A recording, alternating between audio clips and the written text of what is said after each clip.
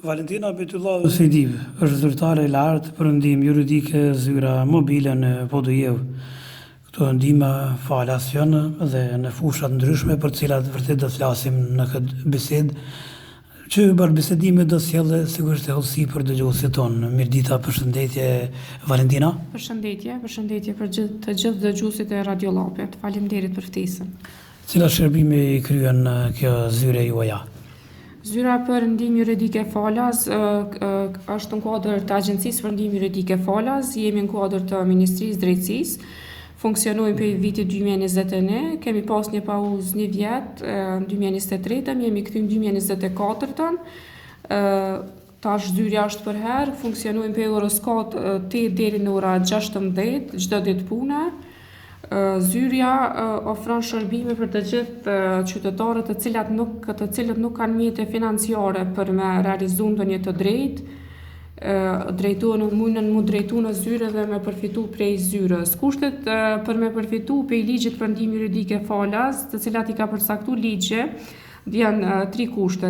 Është kriteri kualifikues, domethënë pala duhet me pas shtetësinë e Kosovës, ose leje qëndrimi, ose me pas reciprocitet me shtetet të cilat Kosova ka marrëveshje. Kriteri tjetër është kriteri financiar, janë palët primare dhe palët sekondare. Palët primare janë ndihmat sociale dhe palët sekondare janë persona që i përkasin kategorive, për shembull, që punojnë, por i kanë kushtet thujse të njëjta me përafërta me ndihmat sociale, prej tyne si palë sekondare kërkohet për shembull letër njoftimi, certifikata bashkësisë familjare, certifikata ambikone pa punësisë për anëtarët mbi moshën 18 vjet, vërtetimi mbi gjendjen ekonomike dhe kontrata e punës. Kalkulohet gjendja e tij ekonomike dhe japet një vendim se a është përfituesi ndihmës juridike si palë sekondare. Ndërsa për i palëve primare kërkohet veç letër njoftimi dhe kartela ndihmës sociale. Zyra funksionon ka qëllim për sensibilizimin, ofrimin e ndihmës juridike falas për palët të cilët janë të marginalizuar, ju ka shkel ndonjë drejt ose dhe kanë ndonjë vendim që nuk kanë mjete financiare me realizu, mundën mu drejtu në zyre. Zyrja funksionon në 4 lami administrative, civile, penale dhe kundërvojtje.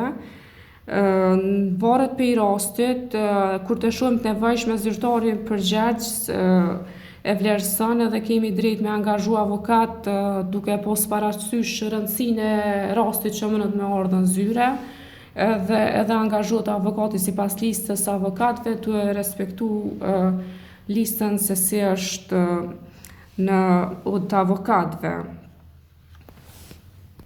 Kush mund të përfitojë ndokush tjetër pas atyre raste që i përmende? Po ashtu me plotësim ndryshimin e ligjit janë sistemu dhe 11 kategori, janë hi edhe këto kategori pa kritere, personat e dhunuar seksualisht gjatë luftës, 98-99, viktimat e dhunës në familje, nuk ka nevojë për kritere, viktimat dëshmitare të dhunës, në varësi prej viktimave të dhunës në familje dhe këta përfitojnë pa asnjë kriter, paraprak që i përmana si primar ose sekondar, viktimat e dhunës me bazë gjinore, viktimat e cilës do lloj dhune seksuale përfshirë ngacmimin seksual, viktimat e trafikimit me qenie njerëzore, viktimat e mitur, fëmijët që jetojnë në institucionet me përkujdesje shoqërore, fëmijët nën kujdestari që kërkojnë të nisin një proces pa miratimin e kujdestarit të tyre ligjor ose kundër kujdestarit të tyre ligjor, si personat të cilëve u është cenuar e drejta nëpërmjet një veprimi apo mos veprimi që përbën diskriminimin bazuar me vendimin e organit kompetent sipas ligjit në fuqi për mbrojtje nga diskriminimi. Po ashtu përfitojnë pa kritere primare dhe sekondare që i përmena që duhet me i plotësu, gazetarët e pavarur, fotoreporterët, kameramanët, redaktorët që punojnë nëpër media, licencuar nga Komisioni i Pavarur për Media ose antar për Këshillin e Mediave të Shkruara të Kosovës. Çka duhet të sjellë pala për shembull në këtë zyre, cilat dokumentacione? Domethënë si secili ka për me i plotësojnë 3 kriteret, edhe janë kategoritë e veçanta që i ka dhënë herët si përfitues ndihmës juridike falas. Në varët pe landës, pe palës kërkohet të cilët letër njoftimi, kartoni social, ose nëse është palë sekondare, kriteret marret se i ceka dhe vërtetimin që është i pa punë, letër njoftimi kopje, certifikatën e persona me kanë jeton pala duhet me marrë vërtetimin që janë pa punë, kontratën e punës, edhe certifikat për gjendjen ekonomike ku merret ajo në komunë. Edhe për pas këtyne, do me thonë gjitha atë provat, vendimet që i ka lidhur me rast ose çfarë do vendimit që ai don me inicu, tash në varët është administrative, civilja, penalja, kundërvajtëse. Tash dallojnë këto kategoritë pe njëna pe tjetrës, do të provat sipas rastit, cilat zyrtari i kërkon pe palëve për mu kompletu landa dhe mu inicu rasti. Valentina, për fund, a keni të shtoni diçka për të gjithë qytetarët apo dëgjuesit e Radiolapit? Për fund i ftoj qytetarët e komunës Podujevës se nëse ju ka shkel ndonjë drejtë ose çfarë do vendimi që ata kanë, nuk kanë mjete financiare me realizu drejtën e vet, mënën mu drejtu në zyre, zyrja është në komunën e vjetër, numër 20 në katën e parë.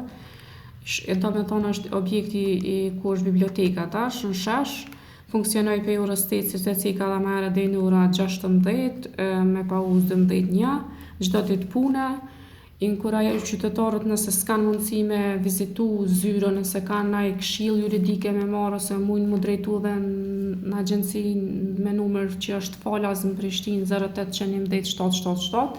Po ashtu edhe mujnë mu drejtu dhe në zyret e anë nëse kanë ndaj rast ose diçka e cila është me numër telefoni 046 127 073, ku figuron edhe numri telefonit çdo kënd ku është edhe e renditur zyra mobile vendim juridike falas Podujeva me numër telefonit edhe me zyrtarin përgjegjës, në këtë rast jam